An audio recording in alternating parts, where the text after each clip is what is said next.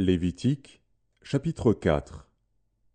L'Éternel parla à Moïse, et dit, Parle aux enfants d'Israël, et dis, Lorsque quelqu'un péchera involontairement contre l'un des commandements de l'Éternel, en faisant des choses qui ne doivent point se faire, si c'est le sacrificateur ayant reçu l'onction qui a péché et a rendu par là le peuple coupable, il offrira à l'Éternel, pour le péché qu'il a commis, un jeune taureau sans défaut, en sacrifice d'expiation. Il amènera le taureau à l'entrée de la tente d'assignation, devant l'Éternel. Et il posera sa main sur la tête du taureau, qu'il égorgera devant l'Éternel. Le sacrificateur ayant reçu l'onction prendra du sang du taureau et l'apportera dans la tente d'assignation. Il trempera son doigt dans le sang, et il en fera 7 fois l'aspersion devant l'Éternel, en face du voile du sanctuaire. Le sacrificateur mettra du sang sur les cornes de l'autel des parfums odoriférants, qui est devant l'Éternel dans la tente d'assignation. Et il répandra tout le sang du taureau au pied de l'autel des holocaustes, qui est à l'entrée de la tente d'assignation. Il enlèvera toute la graisse du taureau expiatoire, la graisse qui couvre les entrailles et toute celle qui est attachée, les 2 rognons, et la graisse qui les entoure, qui couvre les flancs, et le grand lobe du foie, qu'il détachera près des rognons. Le sacrificateur enlèvera ces parties comme on les enlève du taureau dans le sacrifice d'action de grâce, et il les brûlera sur l'autel des holocaustes. Mais la peau du taureau, toute sa chair, avec sa tête, ses jambes, ses entrailles et ses excréments, le taureau entier, il l'emportera hors du camp, dans un lieu pur, où l'on jette les cendres, et il le brûlera au feu sur du bois. C'est sur le tas de cendres qu'il sera brûlé. Si c'est toute l'assemblée d'Israël qui a péché involontairement et sans s'en apercevoir, en faisant contre l'un des commandements de l'Éternel des choses qui ne doivent point se faire, et en se rendant ainsi coupable, et que le péché qu'on a commis vienne à être découvert, l'assemblée offrira un jeune taureau en sacrifice d'expiation, et on l'amènera devant la tente d'assignation. Les anciens d'Israël poseront leurs mains sur la tête du taureau devant l'Éternel, et on égorgera le taureau devant l'Éternel. Le sacrificateur ayant reçu l'onction apportera du sang du taureau dans la tente d'assignation. Il trempera son doigt dans le sang, et il en fera 7 fois l'aspersion devant l'Éternel, en face du voile. Il mettra du sang sur les cornes de l'autel qui est devant l'Éternel dans la tente d'assignation. Et il répandra tout le sang au pied de l'autel des holocaustes, qui est à l'entrée de la tente d'assignation.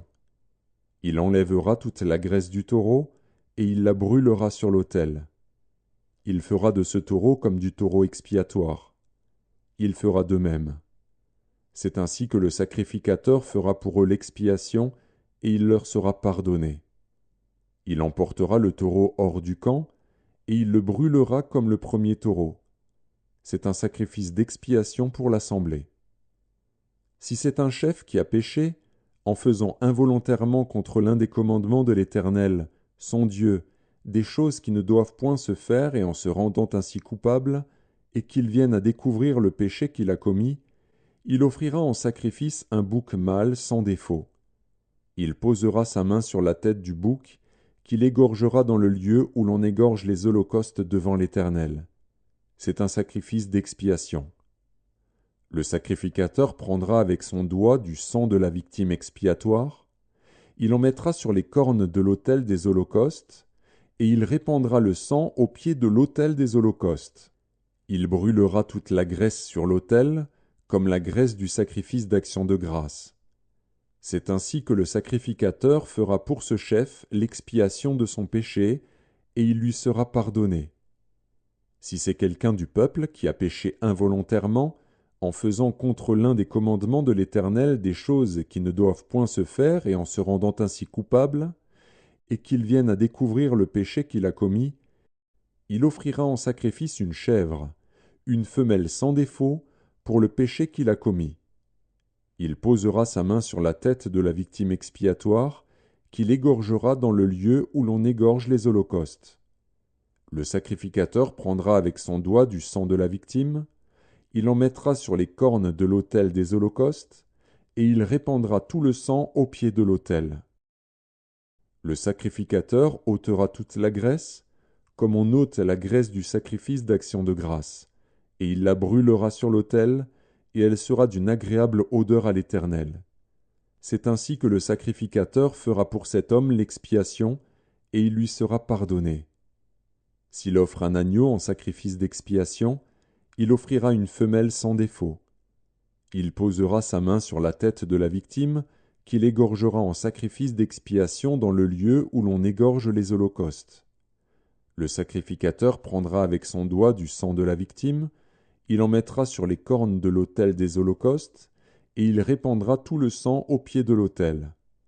Le sacrificateur ôtera toute la graisse, comme on ôte la graisse de l'agneau dans le sacrifice d'action de grâce, et il la brûlera sur l'autel, comme un sacrifice consumé par le feu devant l'Éternel. C'est ainsi que le sacrificateur fera pour cet homme l'expiation du péché qu'il a commis, et il lui sera pardonné.